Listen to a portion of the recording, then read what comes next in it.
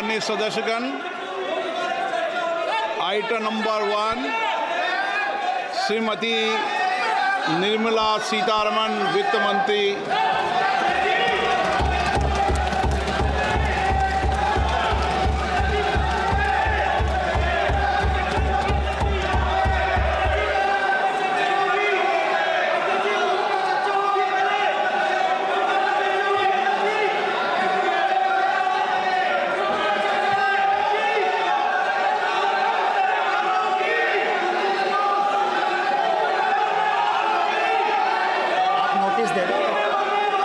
सदस्यगण, budget के बाद राज्यपाल अभिभाषण में आपको पर्याप्त अवसर दूंगा। मेरा आपसे निवेदन है, नहीं माननीय अखिलेश जी, आपने संसद की मर्यादा को आप बना के रखे हैं। कभी बजट भाषण के अंदर इस तरीके का नहीं हुआ, ये उचित नहीं है, ये उचित नहीं है। अखिलेश जी प्लीज, मैं आपको मौका दूंगा राज्यपाल अभिभाषण पे, प्लीज। नो, ये तरीका ठीक नहीं है। No,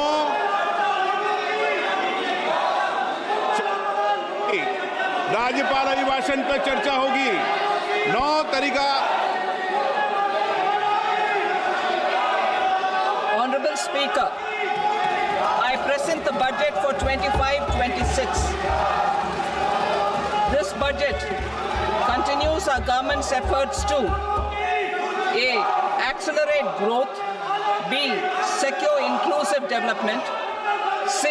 Invigorate private sector investments, D. Uplift household sentiments, and E. Enhance spending power of India's rising middle class. Together, we embark on a journey to unlock our nation's tremendous potential for greater prosperity and global positioning under the leadership of Honorable Prime Minister Shri Narendra Modi. As we complete the first quarter of the 21st century, continuing geopolitical headwinds suggest lower global economic growth over the medium term. However, our aspiration for a Vikasit Bharat inspires us, and the transformative work we have done during our government's first 2 terms guides us to march forward resolutely. Our economy is the fastest growing among all major economies. Our development track record for the past 10 years and structural reforms have drawn global attention. Confidence in India's capability and potential has only grown in this period. We see the next 5 years as a unique opportunity to realize Sabka Vikas, stimulating balanced growth of all regions. The great Telugu poet and playwright Gurujada Apparao had said, "Deshamante matti kadoy, deshamante manushuloy," meaning a country is not just its soil, a country is its people.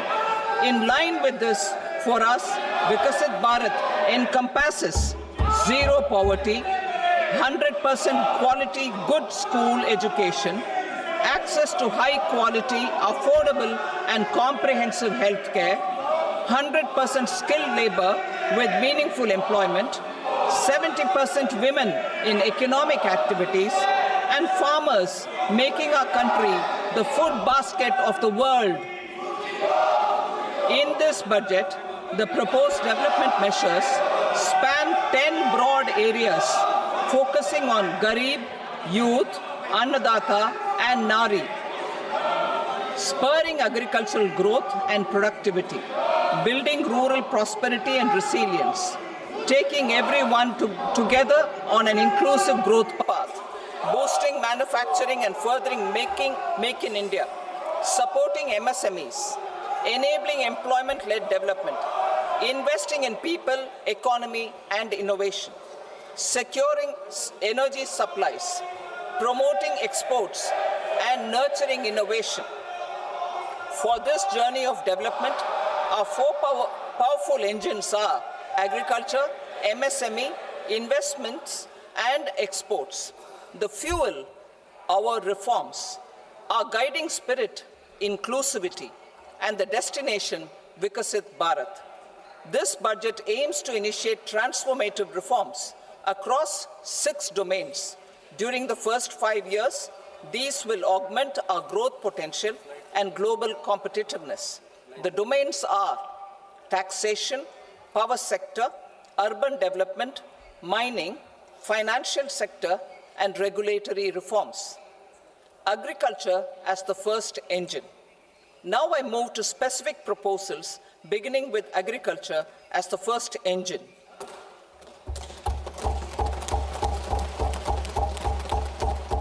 Prime Minister Dhan Dhanya Krishi Yojana, developing agri-districts program.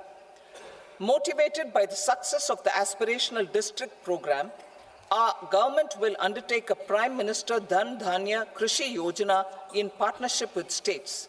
Through the convergence of existing schemes and specialized measures, the program will cover 100 districts with low productivity, moderate crop intensity, and below average credit parameters. It aims to 1. Enhance agricultural productivity, 2. Adopt crop diversification and sustainable agricultural practices, 3. Augment post-harvest storage at the panchayat and block level, 4. Improve irrigation facilities, and 5. Facilitate availability of long-term and short-term credit. This program is likely to help 1.7 crore farmers. Building rural prosperity and resilience. A comprehensive multi-sectoral rural prosperity and resilience program will be launched in partnership with the states. This will address underemployment in agriculture through skilling, investment, technology, and invigorating the rural economy. The goal is to generate ample opportunities in rural areas so that migration is an option but not a necessity. The program will focus on rural women, young farmers, rural youth, marginal and small farmers, and landless families. The details are in Annexure A. Domestic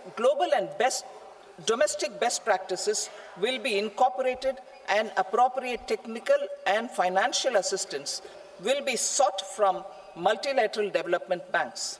In Phase 1, 100 developing agri-districts will be covered. Atmanirbharta in pulses.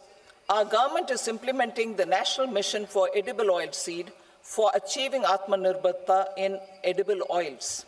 Our farmers have the capability to grow enough for our needs and more.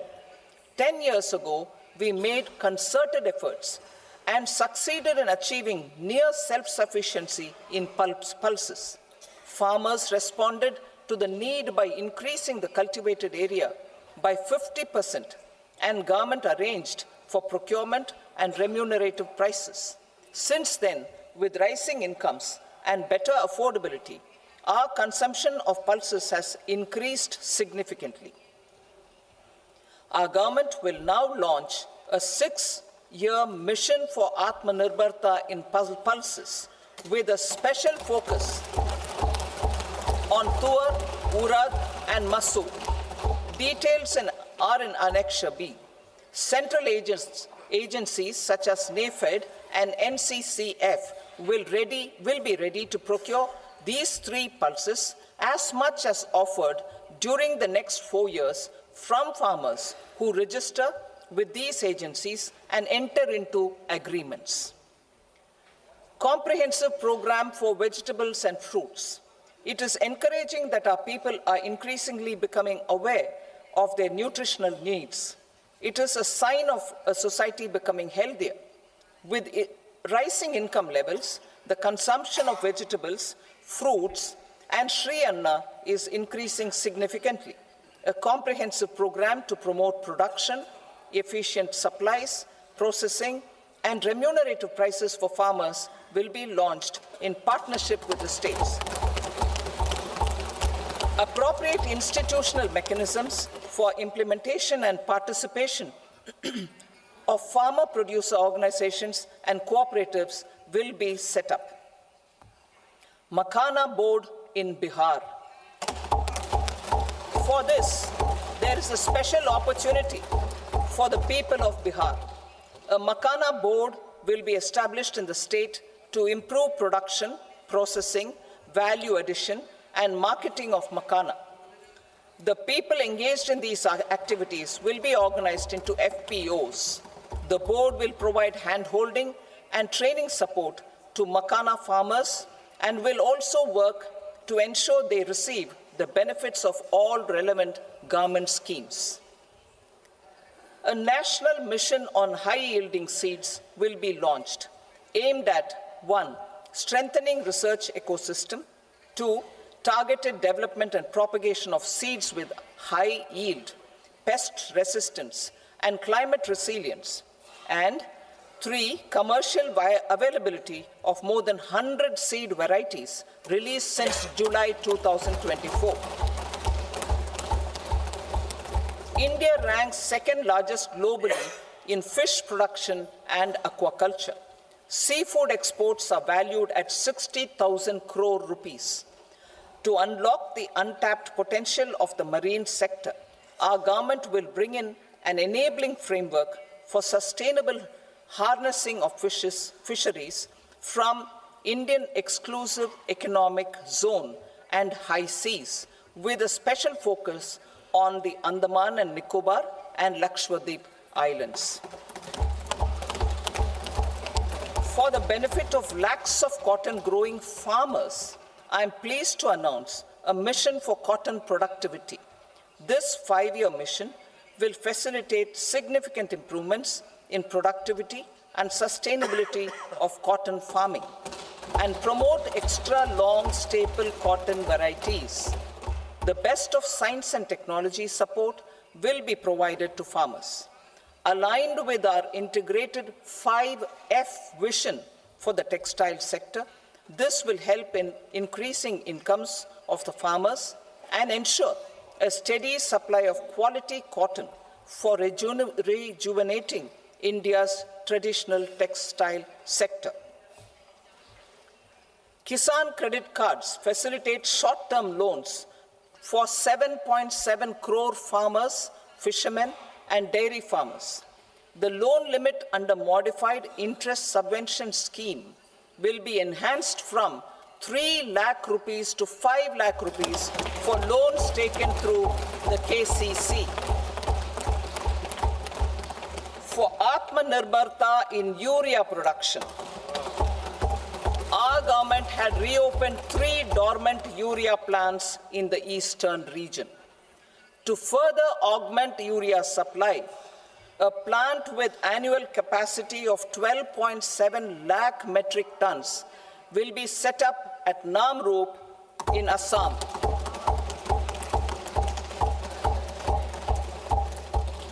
India Post, with 1.5 lakh rural post offices, complemented by the India Post Payment Bank and a vast network of 2.4 lakh Dak Sevaks, will be repositioned to act as a catalyst for the rural economy. Details are at Annexure C. India Post will also be transformed as a large public logistics organization. This will meet the rising needs of Vishwakarmas, new entrepreneurs, women, self-help groups, MSMEs, and the large business organizations.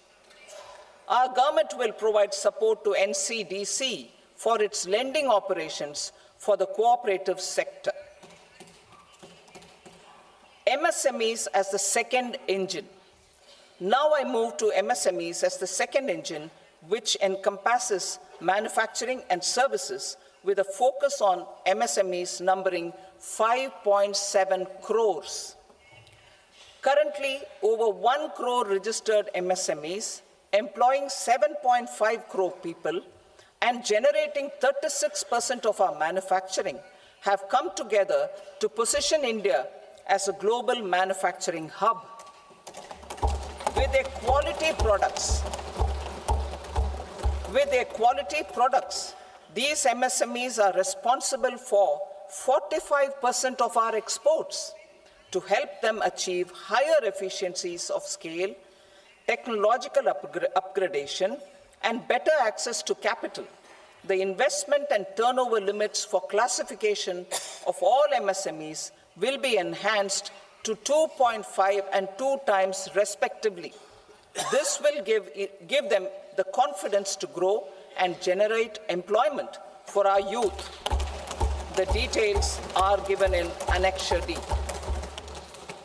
To improve access to credit, the credit guarantee cover will be enhanced. First, for micro and small enterprises from 5 crore to 10 crore rupees, leading to additional credit of 1.5 lakh crores in the next 5 years. Second, for startups from 10 crore rupees to 20 crore rupees, with the guarantee fee being moderated to 1% for loans in 27 focus sectors which are important for Atmanirbhar Bharat. And for well-run exporter MSMEs, for term loans up to 20 crore rupees. Also for the micro enterprises, we will introduce customized credit cards with a 5 lakh rupee limit for micro enterprises registered on Udyam portal. In the first year, 10 lakh such cards will be issued. Fund of funds for startups. The Alternate Investment Fund, AIFs, for startups have received commitments of more than 91,000 crores rupees. These are supported by the Fund of Funds set up with the Government of India's contribution of 10,000 crore rupees. Now, a new fund of funds with expanded scope and a fresh contribution of another 10,000 crore rupees will be set up. A new scheme will be launched for 5 lakh women, scheduled castes and scheduled tribes, first-time entrepreneurs. This will provide term loans up to 2 crore rupees during the next 5 years. The scheme will incorporate lessons from the successful Stand Up India scheme. Online capacity building for entrepreneurship and managerial skills will also be organized. Measures for labor-intensive sectors. To promote employment and entrepreneurship opportunities in labor-intensive sectors, our government will undertake specific policy and facilitation measures. To enhance the productivity, quality, and competitiveness of India's footwear and leather sector, a focused product scheme will be implemented. The scheme will support design capacity, component manufacturing, and machinery required for production of non-leather quality footwear, besides the support for leather footwear and products. The scheme is expected to facilitate employment for 22 lakh persons, generate over 4 lakh crore rupees, and exports of over 1.1 lakh crore rupees. Measures for the toys sector. Building on the National Action Plan for Toys, we will implement a scheme to make India a global hub for toys. The scheme will focus on development of clusters, skills, and a manufacturing ecosystem that will create high-quality, unique, innovative, and sustainable toys that will represent the Made in India brand. Support for food processing. In line with our commitment towards Purvodaya, we will establish a National Institute of Food Technology, Entrepreneurship, and Management in Bihar.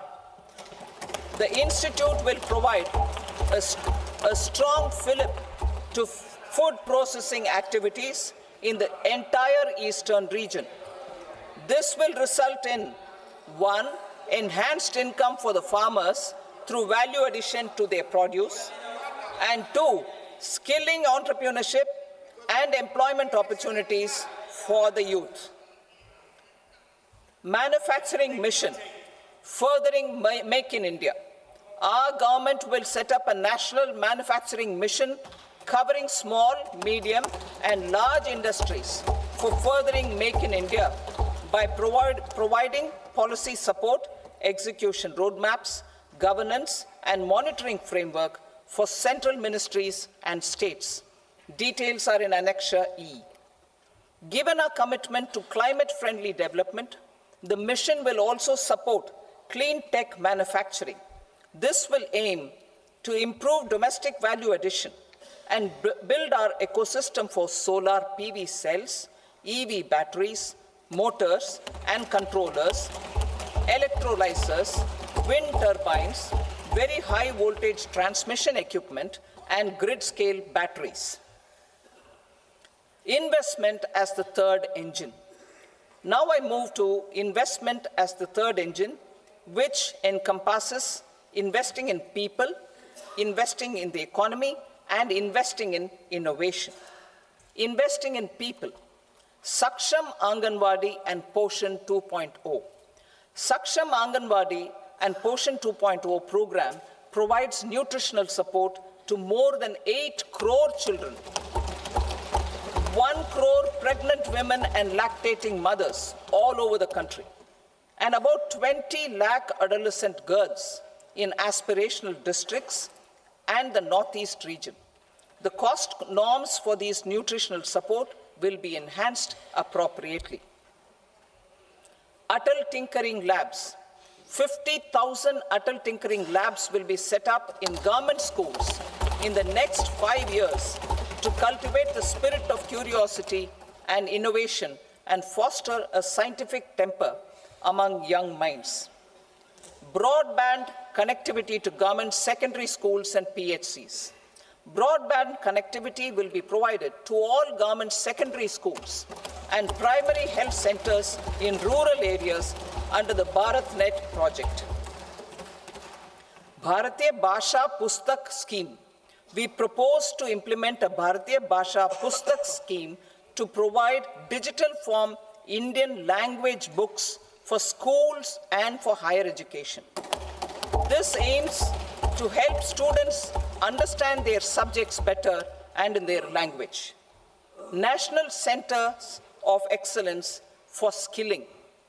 Building on the initiative announced in the July 24 budget, 5 national centers of excellence for skilling will be set up with global expertise and partnerships to equip our youth with the skills required for Make for India, Make for the World manufacturing. The partnership will cover curriculum design, training of trainers, and a skills certification framework and periodic reviews. Expansion of capacity in IITs. Total number of students in 23 IITs has increased 100% from 65,000 to 1.35 lakh in the past 10 years.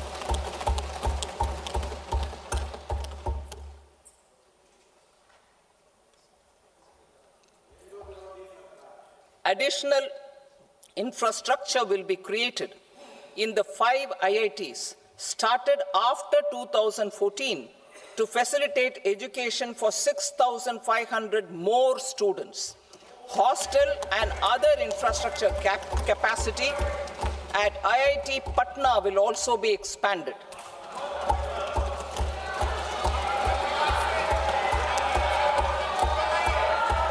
Center of Excellence.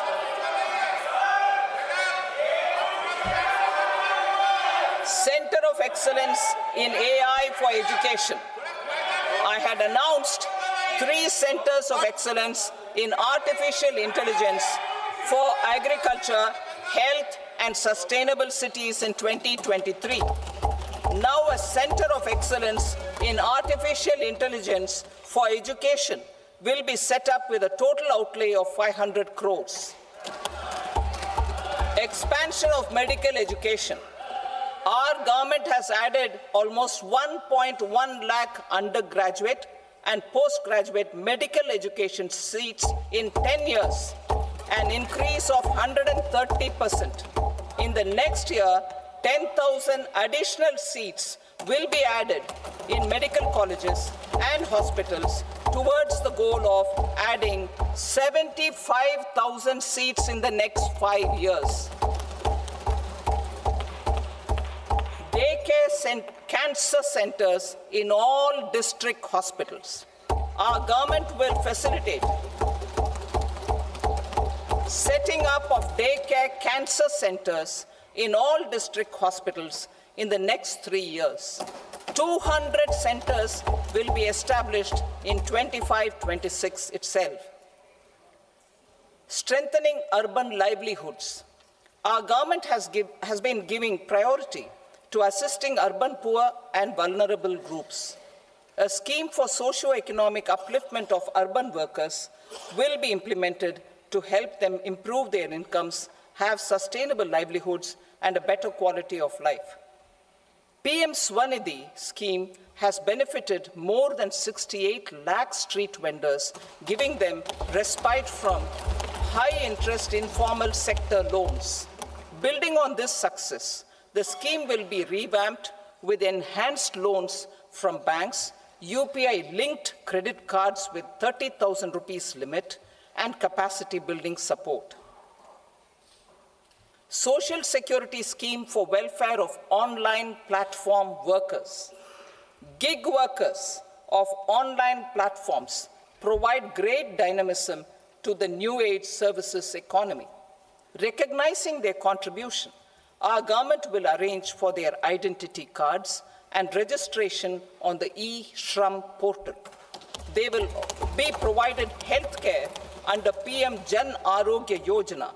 This measure is likely to assist nearly 1 crore gig workers.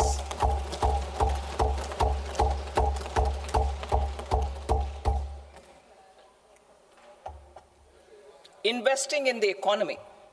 Public-private partnership in infrastructure.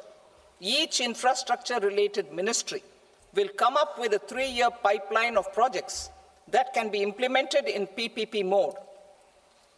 States will also be encouraged to do so and can seek support from the India Infrastructure Project Development Fund, which is a scheme to prepare PPP proposals. Support to states for infrastructure.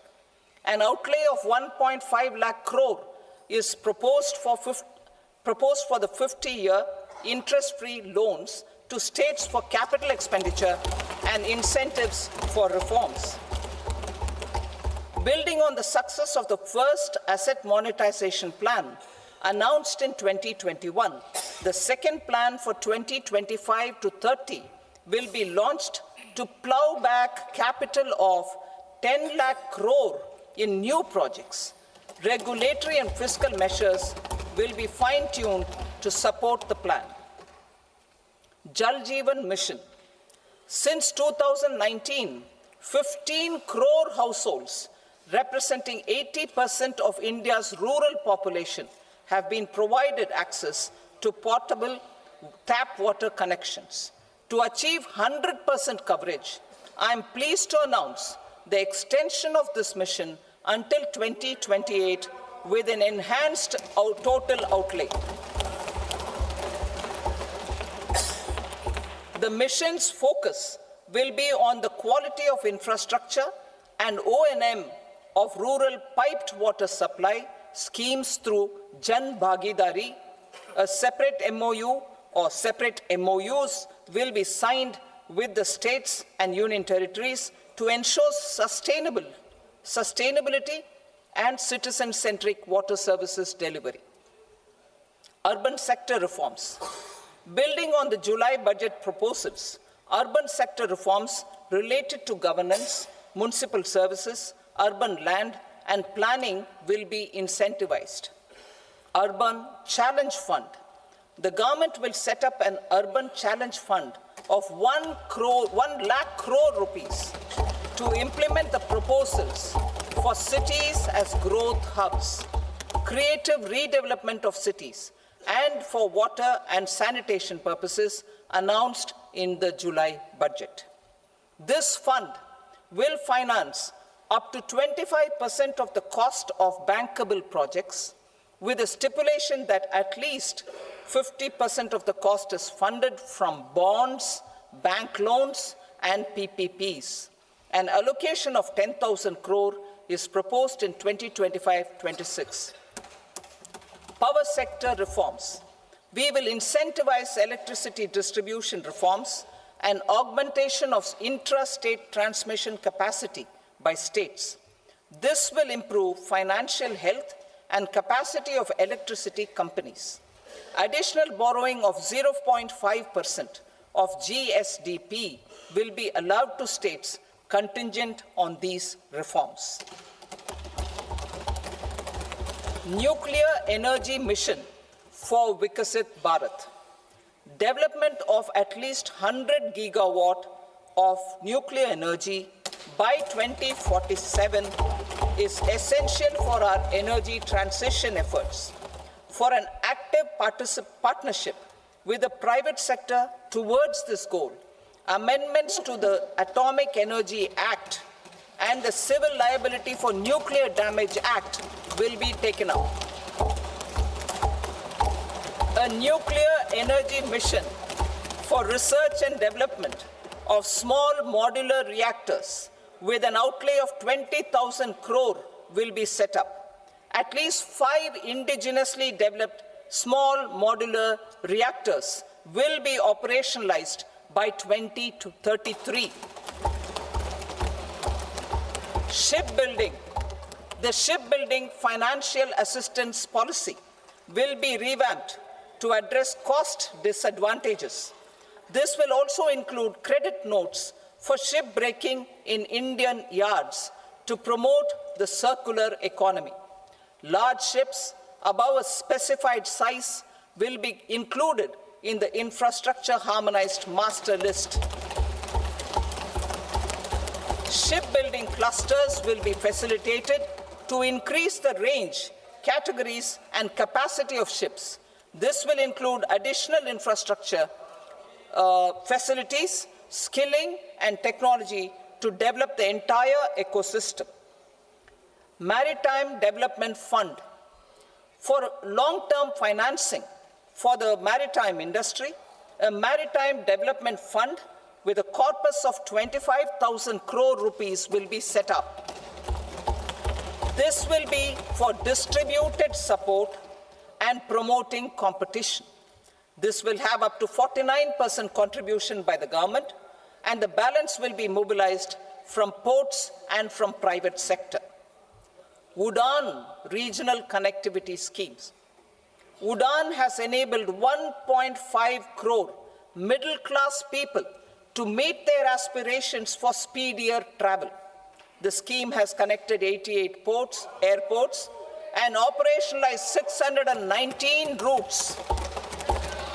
Inspired by that success, a modified UDAN scheme will be launched to enhance regional connectivity to 120 new destinations and carry 4 crore passengers in the next 10 years. 4 crore additional passengers in the next 10 years.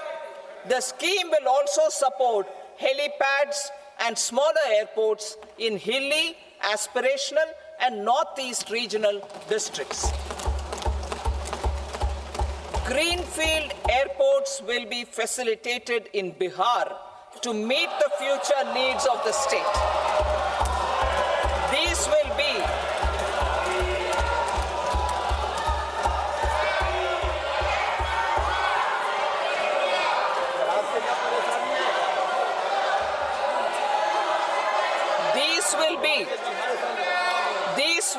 in addition to the expansion of the capacity of Patna Airport and a brownfield airport in Beta. Western Kosi Canal project in Mithilanchal. Financial support will be provided for the Western Kosi Canal ERM project benefiting a large number of farmers, cultivating over 50,000 hectares of land in the Mithilanchal region of Bihar. Mining sector reforms, including those for minor minerals, will be encouraged through sharing of best practices and institutions of a state mining index. A policy for recovery of critical minerals from tailings will be brought out. Under the special window for affordable and mid-income housing, SWAMI, 50,000 dwelling units in stressed housing projects have been completed and keys handed over to home buyers. Another 40,000 units will be completed in 2025, further helping middle-class families who were paying EMIs on loans taken for apartments while also paying rent for their current dwellings. Building on this success, SWAMI Fund 2 will be established as a blended finance facility with contribution from the government, banks, and private investors. This fund of 15,000 crore rupees will aim for expeditious completion of another 1 lakh units. PM Gati Shakti data for private sector. For furthering PPPs and assisting the private sector in project planning, access to relevant data and maps from the PM Gati Shakti portal will be provided. Tourism for employment-led growth. Top 50 tourist destination sites in the country will be developed in partnership with states through a challenge mode. Land for building key infrastructure will have to be provided by the states. Hotels in these destinations will be included in the infrastructure harmonized list. The following measures will be taken for facilitating employment-led growth. Organizing intensive skill development programs for our youth, including in institutes of hospitality management. Providing mudra loans for homestays. Improving ease of travel and connectivity to tourist destinations. Providing performance-linked incentives to states for effective destination management, including tourist amenities, cleanliness, and marketing efforts, and introducing streamlined e-visa facilities along with visa fee waivers for certain tourist groups. Continuing with the emphasis on places of spiritual and religious significance, in the July budget, there will be a special focus on destinations related to the life and times of Lord Buddha. Medical tourism and heal in India. Medical tourism and heal in India will be promoted in partnership with the private sector along with capacity building and easier visa norms. Investing in innovation. To implement private sector-driven research, development, and innovation initiatives announced in the July budget, I am now allocating 20,000 crore rupees for this purpose. A deep tech fund of funds will also be explored to catalyze the next generation startups as a part of this initiative. In the next 5 years, under the PM Research Fellowship Scheme, we will provide 10,000 fellowships for technological research in IITs and IISc with enhanced financial support. The second gene bank with 10 lakh germ plasm lines will be set up for future food and nutritional security. This will provide conservation support to both public and private sectors for genetic resources.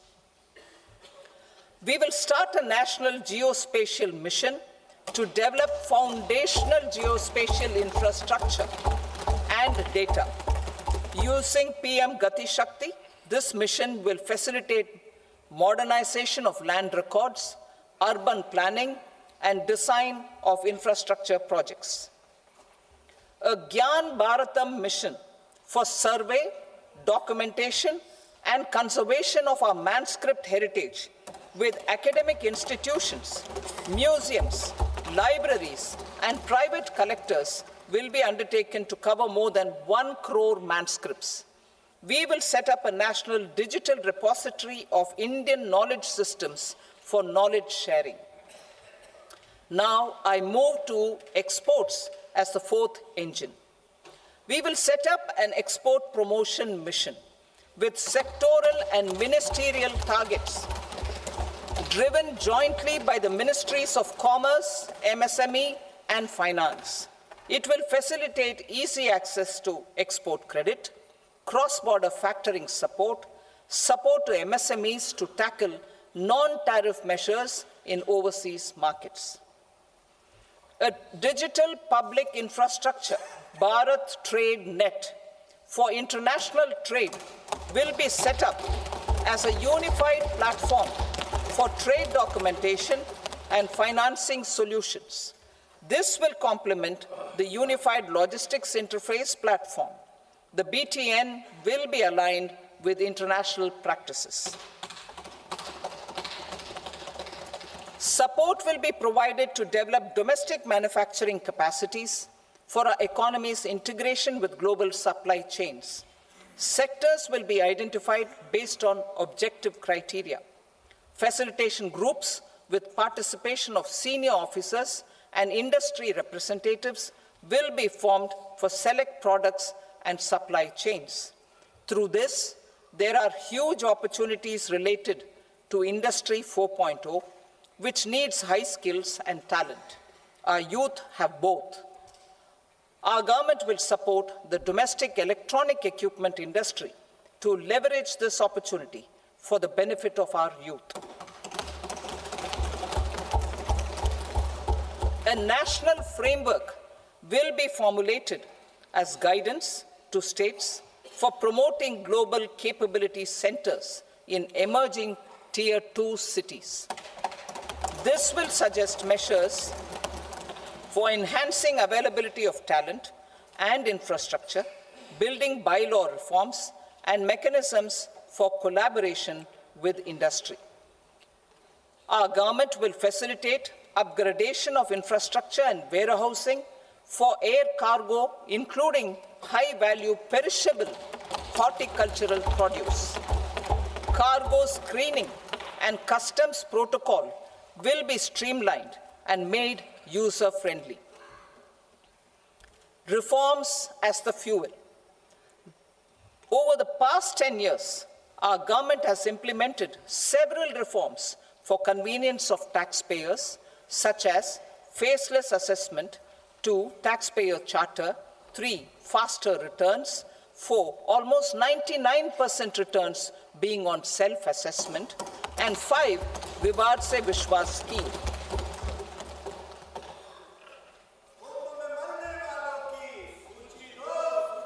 Continuing these efforts, I reaffirm the commitment of the Tax Department to trust first, scrutinize later. I also propose to introduce the new income tax bill next week. I will detail the indirect tax reforms and changes in direct taxes in Part B. Financial sector reforms. The FDI limit for the insurance sector will be raised from 74 to 100%. This enhanced limit will be available for those companies which invest the entire premium in India. The current guardrails and conditionalities associated with foreign investment will be reviewed and simplified. The services of India Post Payment Bank will be deepened and expanded in rural areas. NABFID will set up a partial credit enhancement facility for corporate bonds for infrastructure. Public sector banks will develop Grameen Credit Score framework to serve the credit needs of SHG members and people in rural areas. A forum for regulatory coordination and development of pension products will be set up. To implement the earlier announcement on simplifying the KYC processes, the revamped Central KYC Registry will be rolled out in 2025. We will also implement a streamlined system for periodic updating. Requirements and procedures for speedy approval of company mergers will be rationalized. The scope for fast-track mergers will also be widened and the process made simpler. As proposed in the interim budget, we signed bilateral investment treaties with 2 countries in 2024 to encourage sustained foreign investment, and in the spirit of First Develop India, the current model BIT will be revamped and made more investor-friendly.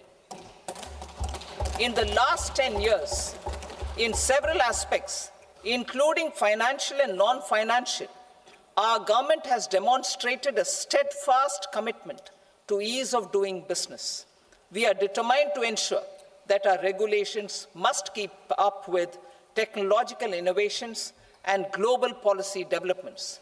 A light-touch regulatory framework based on principles and trust will unleash productivity and employment. Through this framework, we will update regulations that were made under old laws. To develop this modern, flexible, people-friendly, and trust-based regulatory framework appropriate for the 21st century, I propose 4 specific measures. A high-level committee for regulatory reforms will be set up for a review of all non-financial sector regulations, certifications, licenses, and permissions. The committee will be expected to make recommendations within a year. The objective is to strengthen trust-based economic governance and take transformational measures to enhance ease of doing business, especially in matters of inspection and compliances. States will be encouraged to join in this endeavor. An investment friendliness index of states will be launched in 2025 to further the spirit of competitive, cooperative federalism. Under the Financial Stability and Development Council, a mechanism will be set up to evaluate impact of the current financial regulations and subsidiary instructions. It will also formulate a framework to enhance their responsiveness and development of the financial sector. In the Jan Vishwas Act 2023, more than 180 legal provisions were decriminalized.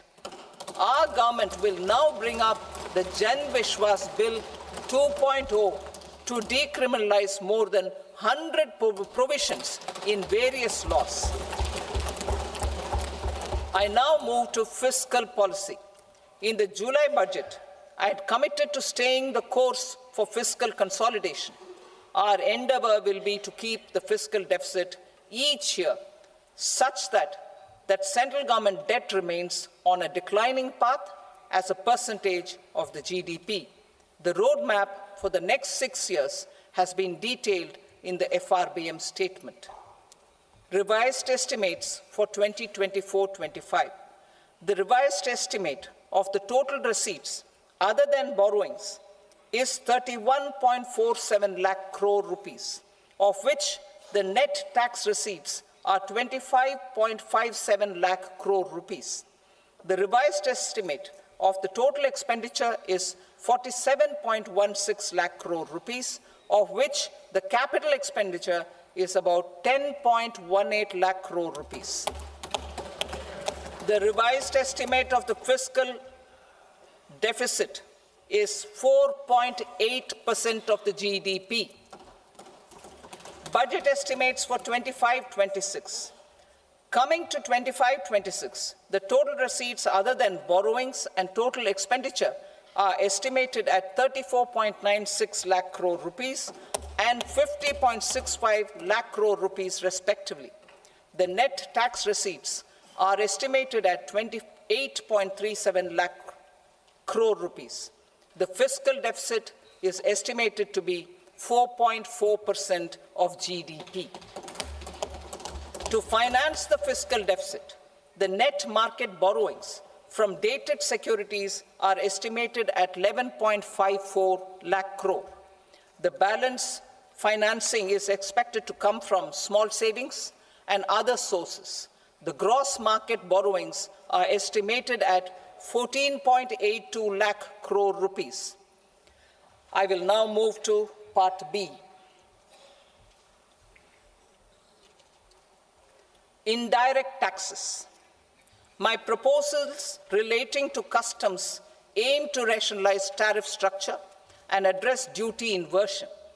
These will also support domestic manufacturing and value addition, promote exports, facilitate trade, and provide relief to common people.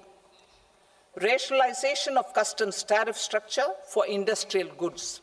As a part of comprehensive review of customs rate structure announced in July 2024 budget, I propose to 1. Remove 7 tariff rates. This is over and above the 7 tariff rates removed in 23-24 budget. After this, there will be only 8 remaining tariff rates, including 0 rate. 2. Apply appropriate cess to broadly maintain effective duty incidence, except on a few items where such incidence will reduce marginally. 3. Levy not more than 1 cess or surcharge. Therefore, I propose to exempt social welfare surcharge on 82 tariff lines that are subject to a cess. I shall now take up sector-specific proposals. To provide relief to patients, particularly those suffering from cancer, rare diseases, and other severe chronic diseases, I propose to add 36 life-saving drugs and medicines to the list of medicines fully exempted from basic custom duty.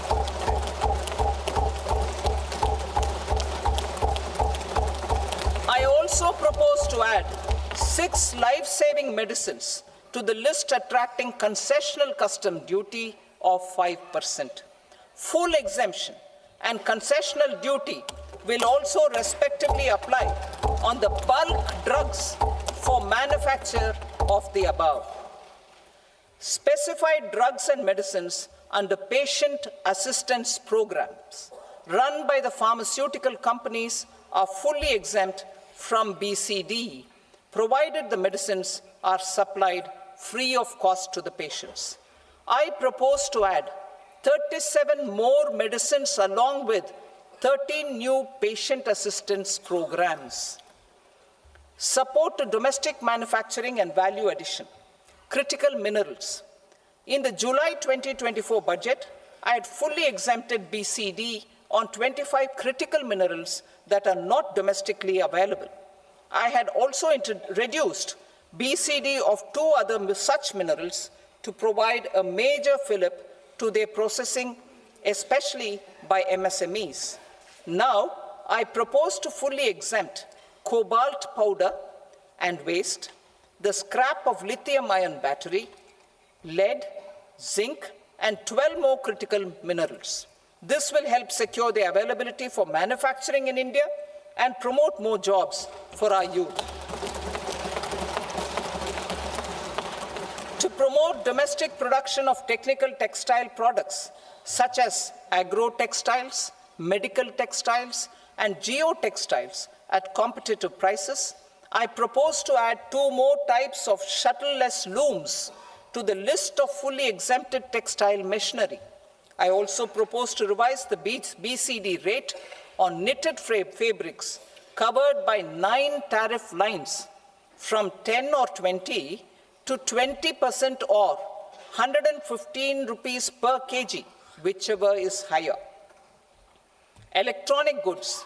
In line with our Make in India policy and to rectify inverted duty structure, I propose to increase the BCD on interactive flat panel display from 10% to 20% and reduce the BCD to 5% on open cell and other components.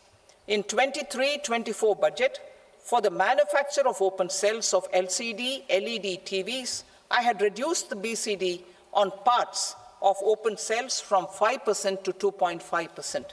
To further boost the manufacture of such open cells, the BCD on these parts will now stand exempted. Lithium-ion battery. To the list of exempted capital goods, I propose to add 35 additional capital goods for EV battery manufacturing and 28 additional capital goods for mobile phone battery manufacturing. This will boost domestic manufacture of lithium-ion batteries, both for mobile phones and for electric vehicles. Shipping sector. Considering that shipbuilding has a long gestation period, I propose to continue the exemption of BCD on raw materials, components, consumables, or parts for the manufacture of ships for another 10 years.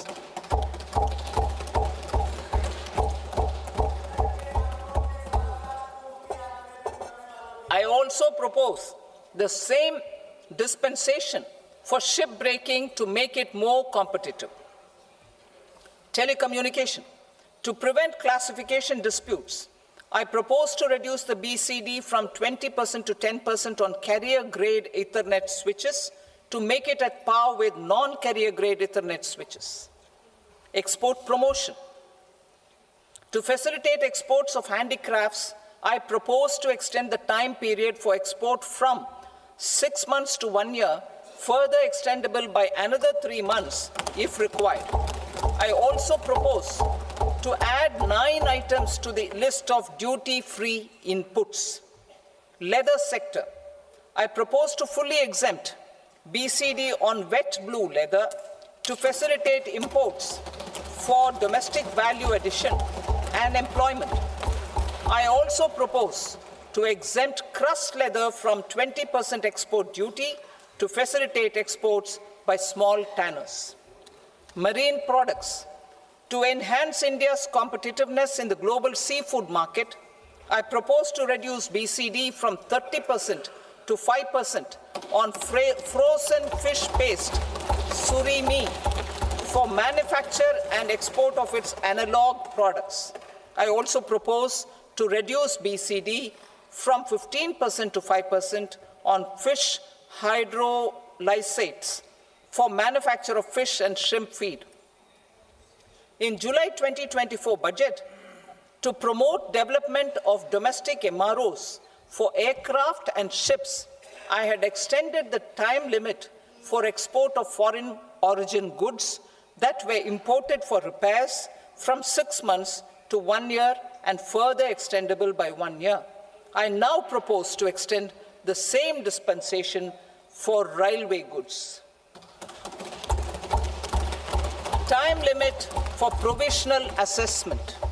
Presently, the Customs Act 1962 does not provide any time limit to finalize provisional assessments, leading to uncertainty and cost to trade. As a measure of promoting ease of doing business, I propose to fix a time limit of 2 years, extendable by a year, for finalizing the provisional assessment. I propose to introduce a new provision that will enable importers or exporters, after clearance of goods, to voluntarily declare material facts and pay duty with interest but without penalty.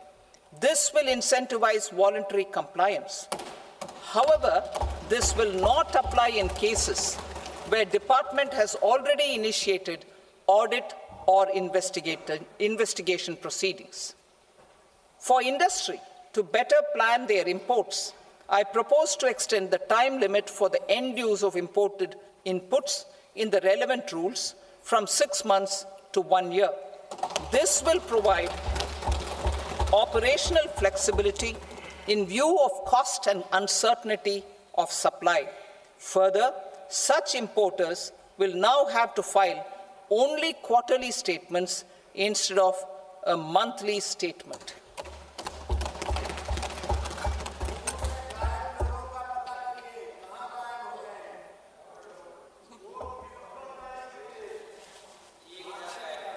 I now come to my direct tax proposals.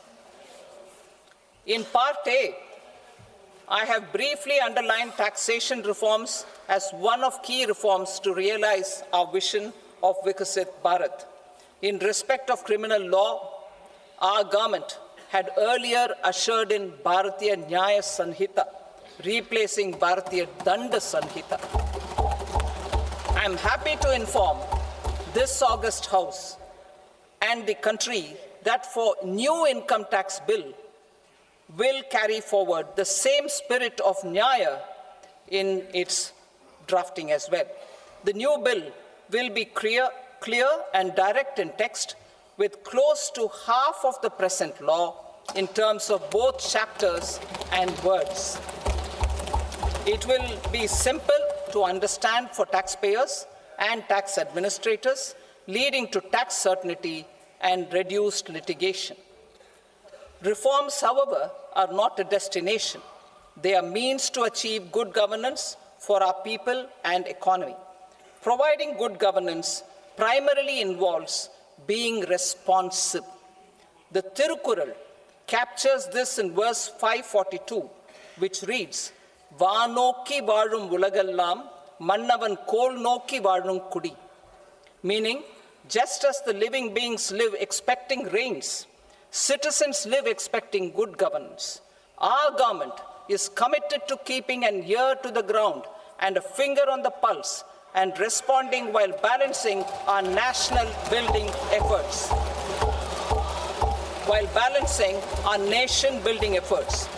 The following measures will detail just how our government will, under the guidance of PM Modi, has taken steps to understand and address. I repeat that sentence, sir. The following measures will detail just how our government, under the guidance of PM Modi, has taken steps to understand and address the needs voiced by our citizens. My tax proposals are guided by this spirit. The objectives of my proposals are as follows: personal income tax reforms with special focus on middle class, rationalization of TDS and TCS for easing difficulties, encouraging voluntary compliance, reducing compliance burden, ease of doing business, employment and investment. I will come to my proposal on personal income tax towards the end. TDS and TCS, rationalization for easing difficulties. I propose to rationalize tax deduction at source, TDS, by reducing the number of rates and thresholds above which TDS is deducted. Further, threshold amounts for tax deduction will be increased for better clarity and uniformity. The limit for tax deduction on interest for senior citizens is being doubled from the present 50,000 rupees to 1 lakh rupees. Similarly, the annual limit of 2.40 lakh rupees for TDS on rent is being increased to 6 lakh rupees. This will reduce the number of transactions liable to TDS, thus benefiting small taxpayers receiving small payments. The threshold to collect tax at source, the TCS, on remittances under RBI's liberalized remittance scheme, the LRS, is proposed to be increased from 7 lakh to 10 lakhs. I also propose to remove TCS on remittances for education purposes, where such remittances is out of a loan taken from a specified financial institution. Both TDS and TCS are being applied on any transaction related to sale of goods. To prevent such compliance difficulties, I propose to omit the TCS. I also propose that the provisions of the higher TDS deduction will now apply only in non-PAN cases. In July 2024, the delay for payment of TDS up to the due date of filing statement was decriminalized. I propose to provide the same relaxation to TCS provisions as well. The government under the leadership of Prime Minister Modi believes in Sabka Saath, Sabka Vikas, Sabka Vishwas and Sabka Prayas. In line with this, we brought in updated return facility in 2022 for voluntary compliance by taxpayers who had omitted to report their correct income. Our trust in taxpayers was proved right. Nearly 90 lakh taxpayers voluntarily updated their incomes by paying additional tax. Taking this trust further, I now propose to extend the time limit to file updated returns for any assessment year from the current limit of 2 years to 4 years. I propose to reduce the compliance burden for small charitable trusts and institutions by increasing their period of registration from 5 years to 10 years. It is also proposed that disproportionate consequences do not arise for minor defaults such as incomplete applications filed by charitable entities. Presently, taxpayers can claim the annual value of self-occupied properties as nil only on the fulfillment of certain conditions. Considering the difficulties faced by taxpayers, it is proposed to allow the benefit of 2 such self-occupied properties without any condition. To streamline the process of transfer pricing and to provide an alternative to yearly examination, I propose to introduce a scheme for determining arm's length price of international transaction for a block period of 3 years. This will be in line with global best practices. With a view to reduce litigation and provide certainty in international taxation, the scope of safe harbor rules is being expanded. A number of senior and very senior citizens have very old national savings scheme accounts. As interest is no longer payable on such accounts, I propose to exempt withdrawals made from NSS by individuals on or after 29th August 2024. I am also proposing to allow similar treatment to NPS Vatsalya accounts as is available to normal NPS accounts subject to overall limits. In my speech in July 2024, I had promised that all processes, including giving effect to appellate orders, shall be digitalized and made paperless over the next 2 years. So I'm happy to announce that digitalization is being made operational now. In July 2024, we brought in the Vivad Se Vishwas scheme to resolve income tax disputes pending in appeal. The scheme has received a great response, with nearly 33,000 taxpayers having availed of the scheme to settle their disputes. I have a few proposals to promote investment and employment. It is proposed to provide a presumptive taxation regime for non-residents who provide services to a resident company that is establishing or operating an electronics manufacturing facility. I further propose to introduce a safe harbor for tax certainty for non-residents who store components for supply to specified electronics manufacturing units.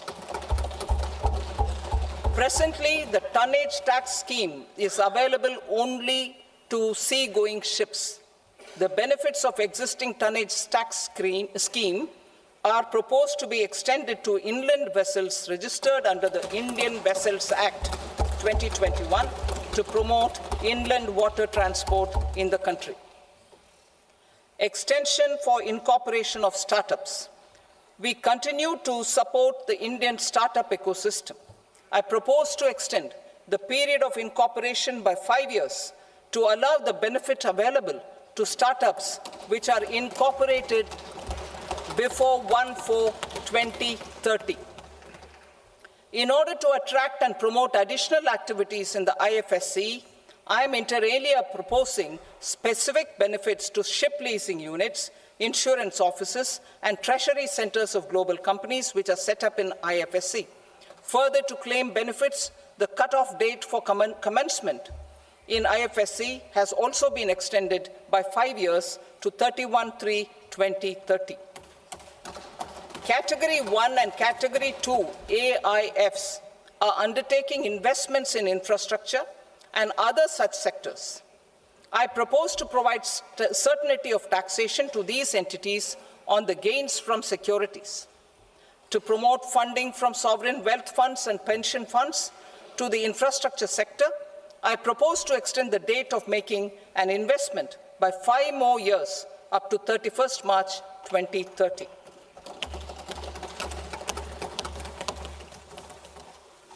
Personal income tax reforms with special focus on middle class. Democracy, demography, and demand are the key support pillars in our journey towards Vikasit Bharat. The middle class provides strength for India's growth. This government, under the leadership of Prime Minister Modi, has always believed in the admirable energy and ability of the middle class in nation building. In recognition of their contribution,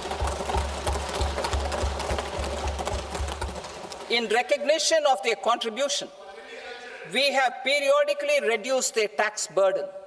Right after 2014, the nil tax slab was raised to 2.5 lakhs of rupees, which was further raised to 5 lakh rupees in 2019 and to 7 lakh rupees in 2023. This is reflective of our government's trust on the middle class taxpayers. I am now happy to announce that there will be no income tax payable up to income of 12 lakh rupees.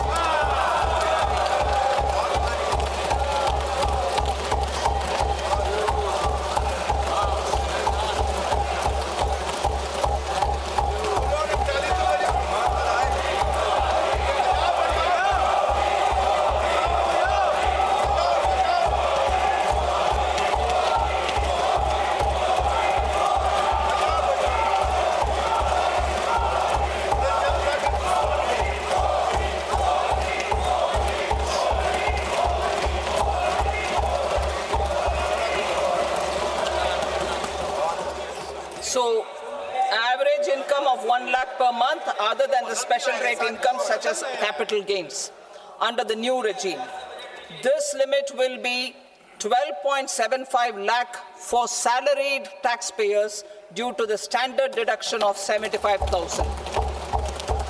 Slabs and rates are being changed across the board to benefit all taxpayers.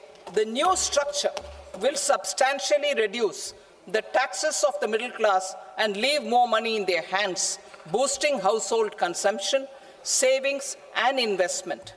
In the new tax regime, I propose to revise tax rate structures as follows: 0 to 4 lakh rupees nil, 4.8 lakh rupees to 4 to 8 lakh rupees 5%, 8 to 12 lakh rupees 10%, 12 to 16 lakh rupees 15%, 16 to 20 lakh rupees 20%, 20 to 24 lakh rupees 25%, and above 24 lakh rupees 30%. To taxpayers up to 12 lakh of normal income, other than special rate income such as capital gains. I read that again. To taxpayers up to 12 lakh of income, other than special rate income such as capital gains, tax rebate is being provided in addition to the benefit due to slab rate reduction in such a manner that there is no tax payable by them. The total tax benefit of slab rate changes and rebate at different income levels can be illustrated with a few examples. A taxpayer in the new regime with an income of 12 lakh rupees will get a benefit of 80,000 rupees in tax, which is 100% of tax payable as per the existing rates.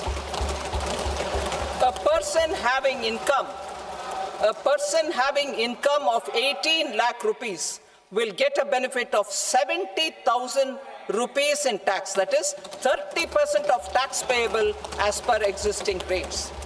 A person with an income of 25 lakh gets a benefit of 1,10,000 rupees, that is 25% of his tax payable as per existing rates. Details of my tax proposals are given in the annexure.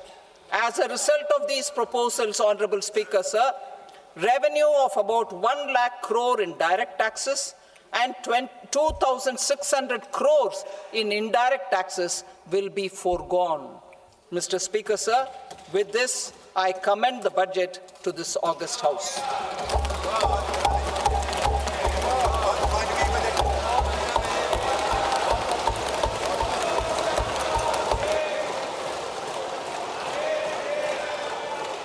Item number 2, Srimati Nirmala Sitharaman. Sir, with your permission, I rise to lay on the table the following statements under Section 3(1) of the Fiscal Responsibility and Budget Management Act 2003. Medium-term fiscal policy cum fiscal policy strategy statement and macroeconomic framework statement. Item number 3, Srimati Nirmala Sitharaman. Sir, with your permission, I rise to move for leave to introduce the Finance Bill 2025. प्रश्न ये है कि विधेयक को पुनर्स्थापित करने की अनुमति प्रदान की जाए। जो सदस्य इसके पक्ष में हाँ गए, जो सदस्य विरोध में ना गए, मेरे विचार में निर्णय हाँ वालों के पक्ष में हुआ, हाँ वालों के पक्ष में अनुमति प्रदान की जाती है। माननीय मंत्री जी अब विधेयक को पुनर्स्थापित करें। Sir, I introduce the bill. Thank you. सभा की कार्रवाई सोमवार दिनांक 3 फरवरी 2025 को प्राप्त 11 बजे तक के लिए स्थगित की जाती है।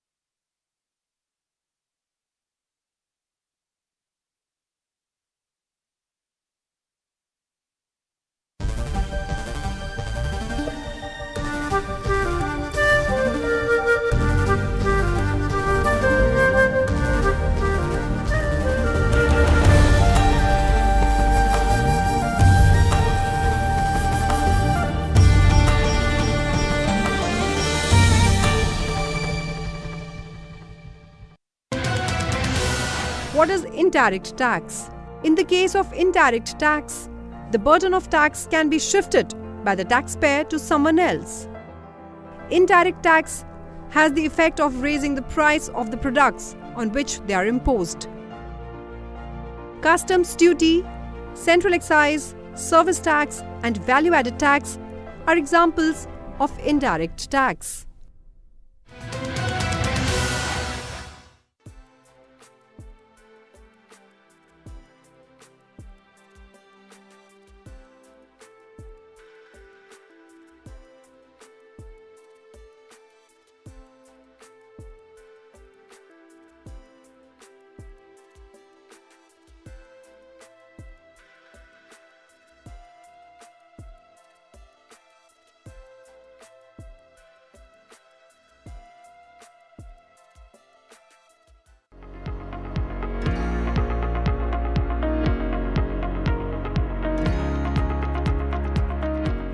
महात्मा गांधी एक प्रखर लेखक और संपादक भी थे। उनके विचार जन जन तक पहुंचाने में पत्र, पत्रिकाएं, डायरी एवं पुस्तकें एक सशक्त माध्यम बनी। संसद